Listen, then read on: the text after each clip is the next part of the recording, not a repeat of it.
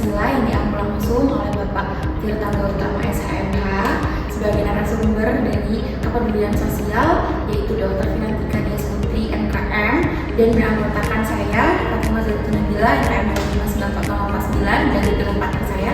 Dengan saya Fulza Salsabila dengan MPM 2009-0037. Dan saya Komara Ramadi Sukma dengan MPM 2594022. Dan juga saya Malaika Farza JS dengan MPM 2594025. Dengan saya Feni Rita dengan MPM 2940009. Dengan saya Nusofati Sandra Buwono dengan NPM 2594011.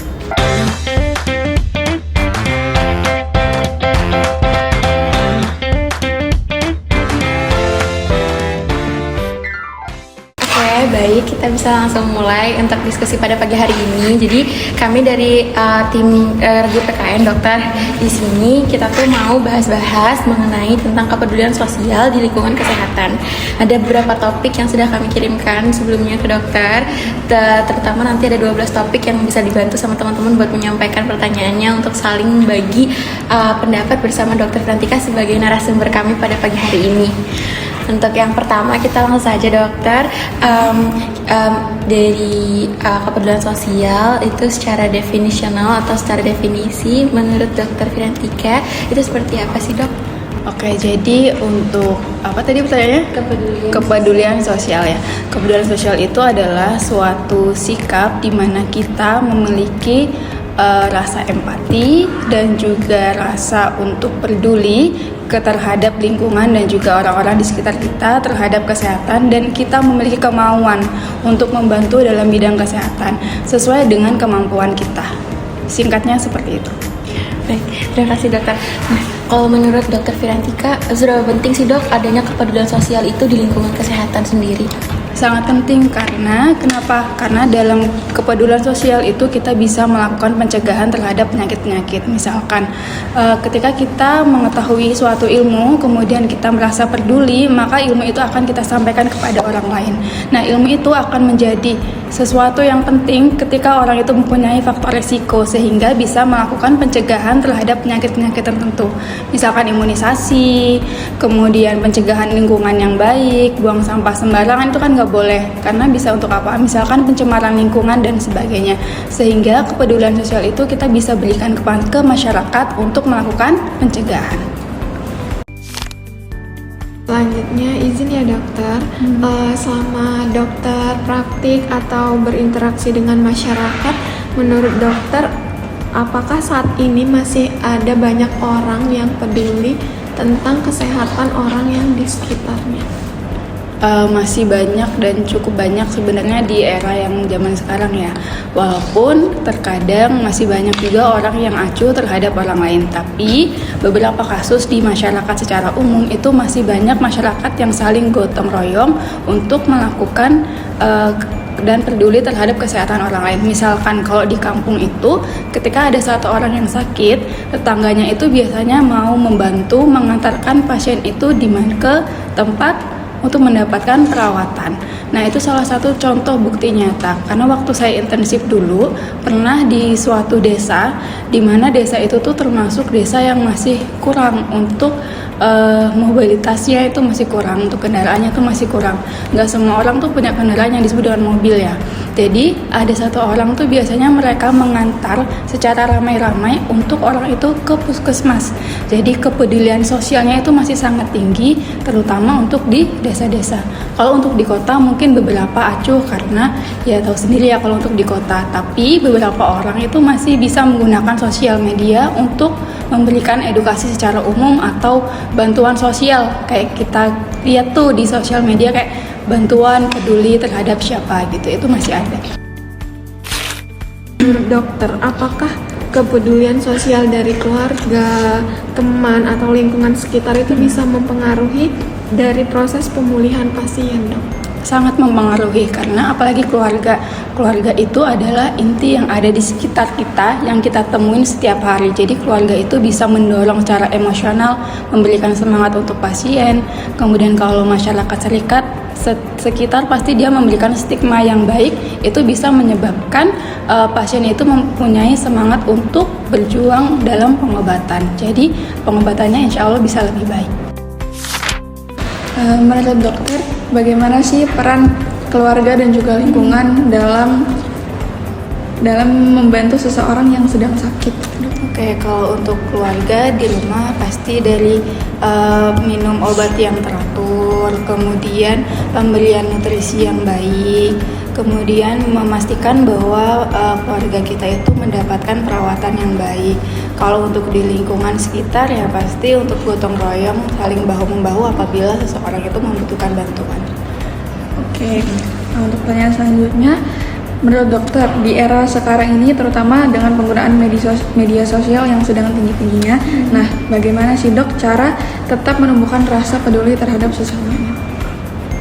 Kalau penggunaan media sosial bisa kita gunakan sebagai alat media edukasi kepada masyarakat salah satunya, kemudian untuk pemberian informasi yang baik kepada masyarakat tapi dengan catatan bahwa informasi yang kita berikan itu adalah informasi yang terpercaya dan yang valid gitu, bukan informasi-informasi yang bisa menyesatkan masyarakat, karena di masyarakat itu kadang kalau mendapatkan informasi melalui media sosial itu kadang mereka kan ya udah asal informasi apa langsung ditangkap. Nah, jangan sampai informasi yang kita berikan itu adalah informasi yang tidak valid.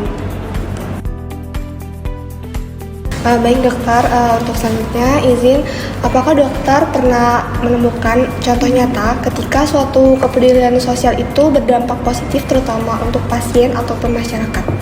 Ada, yaitu pada keluarga ataupun masyarakat yang membantu pasien dalam melakukan pengobatan penyakit kronis.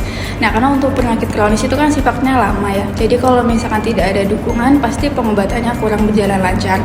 Nah, dari ketika kita memiliki kepedulian sosial, kemudian kita membantu pasien dalam pengobatannya di penyakit kronis, itu kan bisa memberikan semangat, mengurangi stigma apalagi, kemudian membantu dalam pengobatannya tersebut. Oke, baik. Menurut dokter, kira-kira apa bentuk dari kepedulian sosial sederhana yang mungkin bisa dilakukan oleh kami para mahasiswa sehari-hari?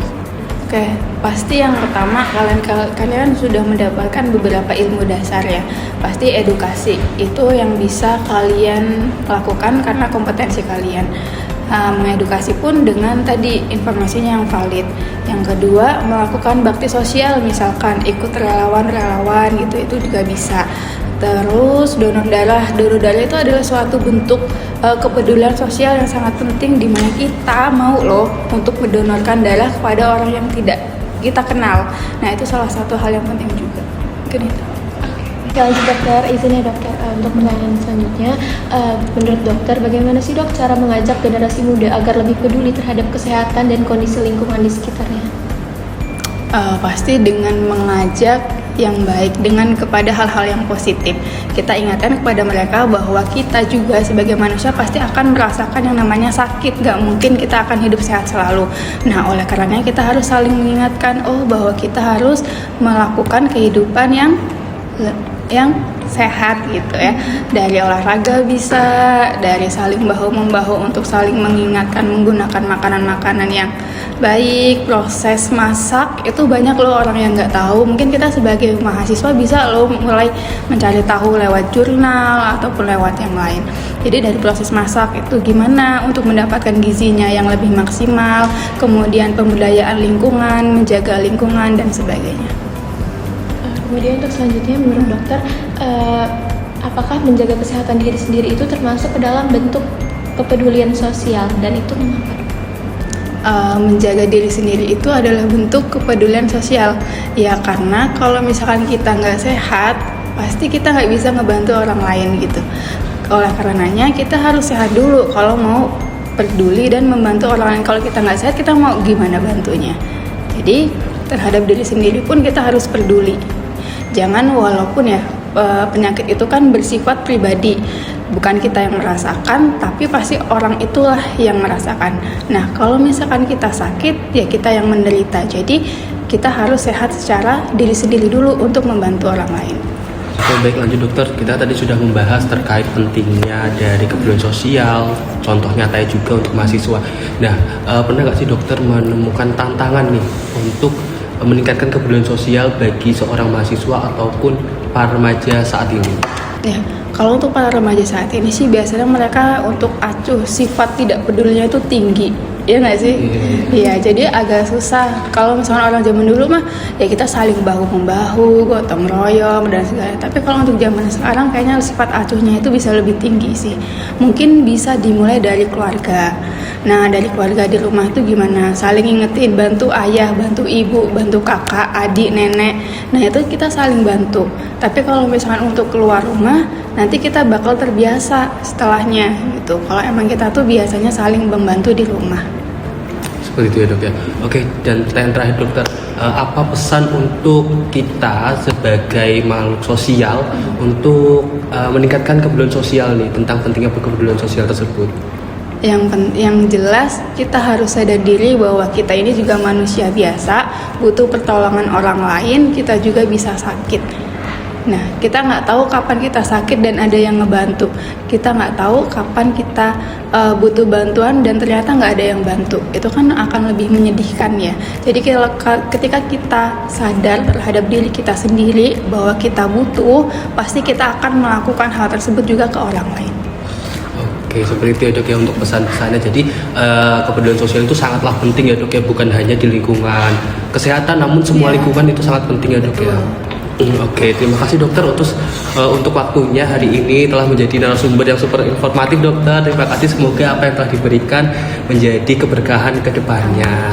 Oke, terima kasih dokter atas waktunya. Terima kasih.